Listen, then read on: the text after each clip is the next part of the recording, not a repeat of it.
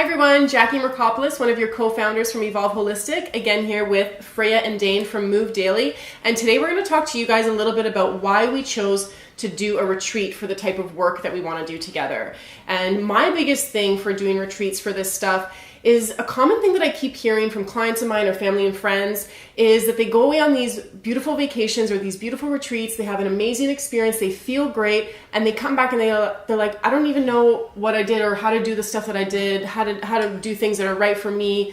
So hearing this, what we wanted to design is an opportunity for you guys to come into an environment where you're going to actually learn the skills that you can then easily apply. And for me, part of that is removing yourself from your overstimulated life back home and coming into an environment whereby removing yourself from that stimulus, you can then have the ability to focus more inwards and tap into your intuition and listen to your body and figure out what movements are good for you, what food is going to fuel me for, to make me thrive. So that's really the main purpose of why we think retreating yourself from your everyday life in order to learn these skills would be more beneficial. So Freyja is going to talk a little bit about more of the movement piece of that, and Dain's going to touch a little bit on the nutrition side of things.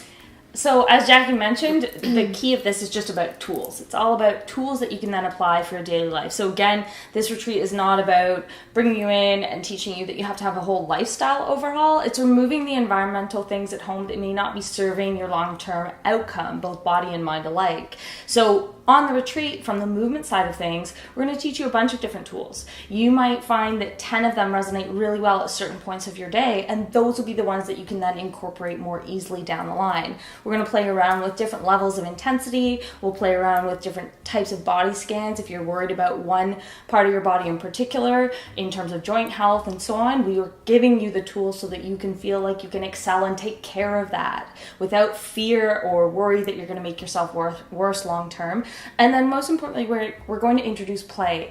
And play is such an important concept that adults sort of remove themselves from over time. We're going to show you how you can incorporate play into your daily life and see the value of it, and the freedom of that type of movement within your day takes us away from this feeling that we should be doing 45 minutes of X, Y, and Z 5 days a week within the gym. We're going to show you that depending on what your situation is at home, you can apply different tools to help your body thrive. So it's no longer a point of your brain bringing your body around from point A to point B and then checking the box that you got a certain amount of movement in. It's more about figuring out what environmental aspects you have in your life right now that are potentially not heightening your physical capacity. And then how do we introduce really simple tools that don't overhaul your life so that you can thrive long term, so that you don't have that worry of age-related, oh, my back hurts or my knees hurt or oh, I'm just getting old. All of that can be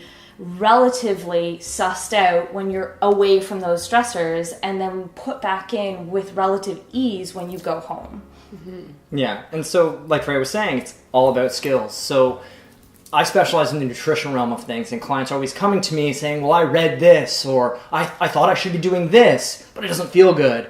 And as Jackie said, it's all about intuition. So going away, removing all this interference from your everyday life is going to help you really get in tune with what food works for you and what things might not be working for you.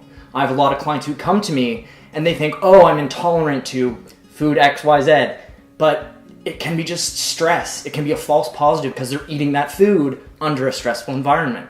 So when you go to retreat, you eliminate all that white noise. You can actually understand, how is my digestion happening with this food? Is it the food or is it something else? So that is what the best thing is about going to nature, going to a retreat. You can really get in tune with yourself, with movement, with food, and everything else.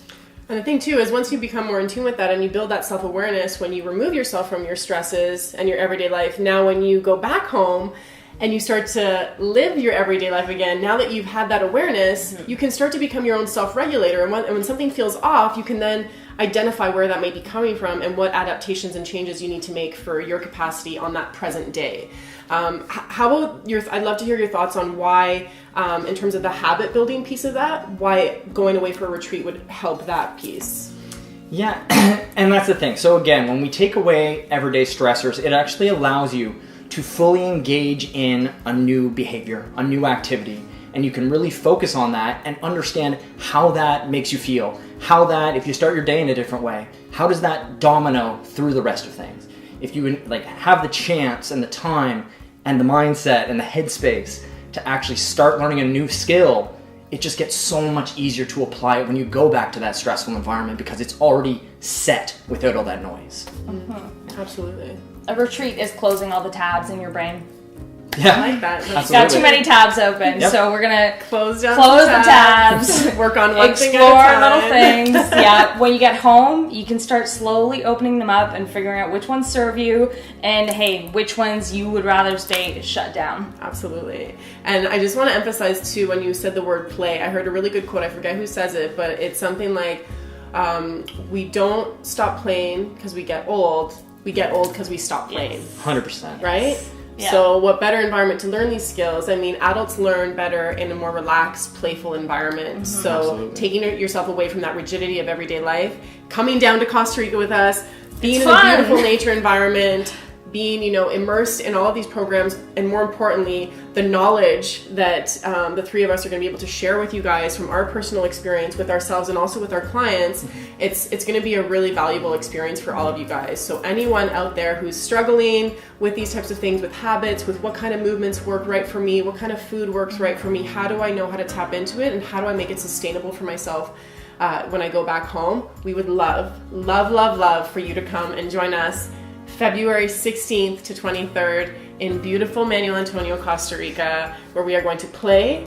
We're going to eat so much yummy food that I'm going to be making, and really sleep, lay in hammocks. Right? This is why we want to do a retreat, and what better place than the beautiful rainforest of Costa Rica.